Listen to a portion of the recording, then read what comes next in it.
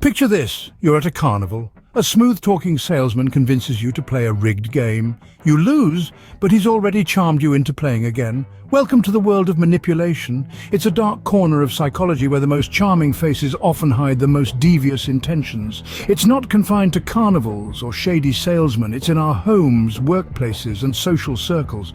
It's the friend who always manages to get their way, the boss who subtly undermines your confidence, the partner who gaslights you into believing their lies.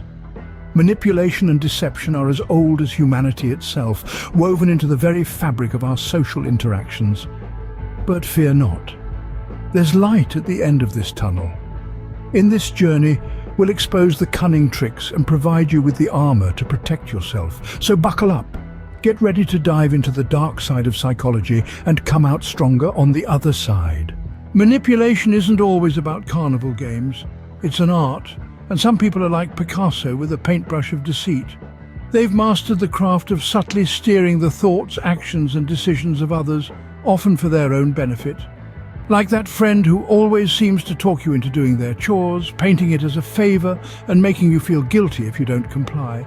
Or consider advertisements that play on your insecurities, promising the world if you just buy their product. They manipulate your emotions, making you believe you're incomplete without their offering. They create a reality where you feel you need what they're selling to be happy, successful, or loved. But here's the twist. Manipulation isn't inherently evil. It's a tool, like a hammer. It can be used to build a house or bash a window. It all depends on the wielder's intent. The art of manipulation is all about control, but understanding it is the first step to breaking free. When it comes to deception, lies and half-truths are the Bonnie and Clyde of the manipulative world. They dance around the truth, taking us on a merry chase, leading us to believe things that aren't quite right. Picture this. Your friend, let's call him Tom, tells you he's down with the flu and can't make it to your gathering. You sympathize, wish him well, and continue with your plans. Days later, you find out Tom was perfectly healthy, but chose to attend another event instead. That's a classic example of a lie. Let's take it a notch higher. Suppose Tom tells you he's feeling under the weather. He doesn't explicitly say he's sick, but the implication is there. You cancel plans only to find out later that Tom was just tired and wanted a day off. That, my dear listener, is a half-truth. Remember, a half-truth is a whole lie in a fancy suit. Ever received a gift that wasn't really a gift? Welcome to the Trojan horse of manipulation. Emotional manipulation. This tactic is as subtle as it is powerful, and it can sneak up on you like a spy in the night. Imagine this. Your friend gives you a lovely painting, only to later remind you of their generous gift when they need a favor. It's not really about the painting, is it? It's about the guilt trip that follows. Another example is when someone plays the victim to get what they want. Picture someone constantly painting themselves as the underdog, making you feel sorry for them, so you bend over backwards to help. But remember, everyone has their battles, and it's not your job to fight everyone else's. Emotional manipulation is a sneaky beast, but once you spot it, you're halfway to taming it. Ever felt like you're losing your mind? That's the wolf in sheep's clothing, also known as gaslighting, at work. This psychological tactic is all about making you question your own reality. Imagine you're certain about an event that happened, say, a conversation you had with your partner last week. You remember the words, the emotions, even the shirt they were wearing, but then they deny it ever happened. You're left baffled, doubting your own memory. Let's take another example. You're always the one apologizing in arguments, even when you're not at fault. Your partner has a knack for twisting things around, making you feel guilty for their mistakes. This, my friends, is gaslighting in its sneakiest form. So why do people gaslight? Well, it's about control. By making you doubt yourself, they're pulling your strings, making you easier to manipulate. Gaslighting is a dangerous game, but knowing the rules can help you avoid getting played. So, how do we spot these manipulative masterminds? Well, they leave breadcrumbs. Imagine you're strolling through a forest of conversation, and you start to notice something off the path. You spot a trail of breadcrumbs, inconsistencies in their story, contradictions in their words and actions. One moment they're saying one thing, the next, it's as if they've forgotten their own tale. These are not random missteps, but deliberate attempts to keep you off balance. And then there's the artful dodge, avoiding direct answers. When confronted with a simple question, they twist and turn, weaving a web of diversion and deceit. You ask for the time, they'll tell you how to build a clock. It's a classic sign of a manipulator at work. Remember, these breadcrumbs are not there by accident.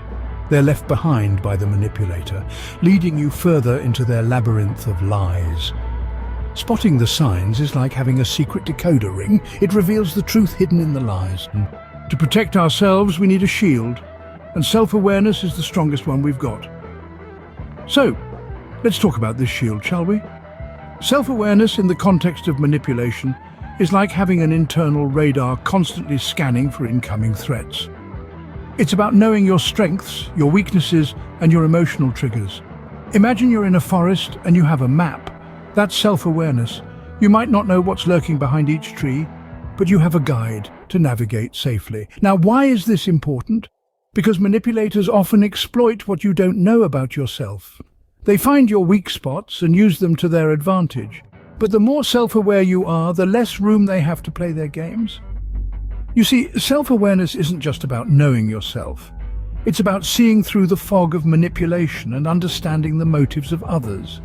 Self-awareness isn't just a shield, it's a mirror reflecting the true intentions of others. Want to know a secret weapon against manipulation?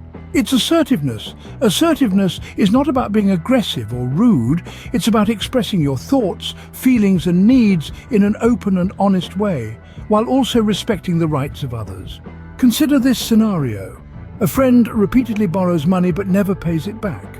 Instead of seething in silence or cutting ties without explanation, an assertive response would be to say, "I value our friendship, but I can't lend you money anymore until you've paid back what you owe." Being assertive is also saying no to unreasonable demands. If your boss asks you to work late every night, you might say, "I understand the workload is heavy right now, but I need a balance between work and my personal life. Can we discuss how to manage this?" Assertiveness is the sword that cuts through the web of manipulation. It empowers you to stand up for yourself while maintaining respect for others. Ever heard of Fort Knox? Well, in our fight against manipulation, boundaries are our Fort Knox. Imagine a castle, its sturdy walls standing tall, protecting everything within. That's what boundaries are. They are your castle walls, your first line of defense against manipulation and deceit. In the world of psychology, boundaries aren't just physical, they extend to our emotional and mental spaces too. They're the invisible lines we draw to protect our inner peace, to guard our self-respect. They're about saying no when something doesn't feel right, about taking a stand when our values are threatened. Remember, setting boundaries isn't about pushing people away, it's about preserving our well-being. It's about respecting ourselves enough to say, "This is my limit and you shall not cross." So, build your boundaries, fortify them. Let them be your Fort Knox, your stronghold against the dark side of psychology. Boundaries aren't just lines in the sand, they're impenetrable walls protecting your peace. Now let's flip the script. Ever wondered how to reverse manipulate a manipulator? It's not about stooping to their level, but about turning the tables in your favor. Imagine it as a chess game. They make a move, you counter it. They're expecting you to react in a certain way. Surprise them with a different response. It's all about staying one step ahead. You see, manipulators thrive on predictability. They exploit your patterns, your vulnerabilities. But what if you were to switch up the game? Keep them guessing, keep them off balance. Now, this isn't about becoming a manipulator yourself. Far from it. It's about empowerment, about regaining control. It's about understanding their tactics and using them as a mirror. Remember, the essence of reverse manipulation lies in unpredictability and assertiveness. It's about setting boundaries, standing your ground, and not letting them dictate your reality. Reverse manipulation isn't about becoming a manipulator, it's about taking back control. When in doubt, seek the counsel of Jedi masters, therapists, counselors, and wise friends. This piece of wisdom is as old as the cosmos, yet as fresh as the morning dew. When navigating the murky waters of manipulation, sometimes we all need a guiding force. Let's consider Jedi Masters. Not literal ones with lightsabers, mind you, but metaphorical ones. These are the people who've mastered the art of understanding human behavior, emotions, and relationships. They could be a professional therapist or a counselor or even a friend who's been through similar situations and emerged stronger. They help us see through the fog of manipulation, giving us the clarity we need to make informed decisions. They guide us, support us, and empower us to stand up against manipulation. They are our Yoda in the galaxy of psychological warfare. So when you find yourself entangled in the web of manipulation, don't hesitate to seek help. Remember, even Luke Skywalker had Yoda. Sometimes the best defense is a good exit strategy. When we find ourselves entangled in the web of a manipulator, the quickest way out is often the best. But how do we make our escape? First, seek support. It's easy to feel alone when you're dealing with a manipulator, but remember, you're not. Reach out to friends, family, or a trusted advisor. Share your experiences and seek their perspective. There's strength in numbers and comfort in shared understanding. Next, create an exit plan. This could be as simple as ending a conversation or as complex as changing jobs or moving houses. Whatever the situation calls for, be prepared to take decisive action. Remember, leaving a manipulative situation doesn't mean you're weak. It's a courageous act of self-preservation. Lastly, follow through. The exit plan is only as good as its execution. It might be difficult, but remember, you're doing this for your peace of mind and well-being. Exiting isn't about running away, it's about moving towards peace.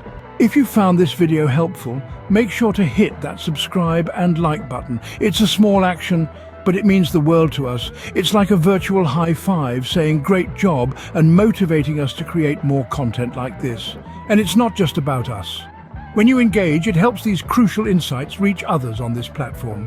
So go ahead, click those buttons and join us in spreading the word about psychological manipulation. Remember, knowledge is power, and each like and subscribe brings this power to more people. Don't forget, laughter is the ultimate shield against manipulation. When we laugh, we shift our perspective, making manipulative tactics less effective. Humor and positivity can disarm even the craftiest of manipulators, putting us back in control. It's like a bubble of joy that no negativity can pierce. A hearty laugh can smash through the walls of deception, laying bare the truth. So let your laughter ring out, let it echo in the face of manipulation. Laughter isn't just medicine, it's a force field against the dark side of manipulation. And that's a wrap on our journey through the dark side of psychology. We've navigated the art of manipulation, deception's duplicitous duo of lies and half-truths, and the wolf in sheep's clothing that is gaslighting. We've explored the power of self-awareness, assertiveness and boundaries, and learned how to flip the script on manipulators. Let's not forget the counsel of our Jedi Masters and the art of a strategic exit. Most importantly, we've discovered that laughter can be our ultimate shield. Remember, the force to resist manipulation and deception is strong within you. Thanks for joining us on this adventure into the world of manipulation and deception. We hope you found value in what we've shared today. Remember, knowledge is power. And with this power, you're now better equipped to navigate the murky waters of deception. We've got more exciting content coming your way, so stay with us. We appreciate your support and your time. Until next time, keep your shields up and your spirits high. Catch you on the flip side. Savored this video? Fancy another? Click the on-screen video for an even deeper dive into fresh territory. Your support is like a warm cuppa on a brisk day. Give us a thumbs up, subscribe, ring that bell for the latest content. Cheers for watching.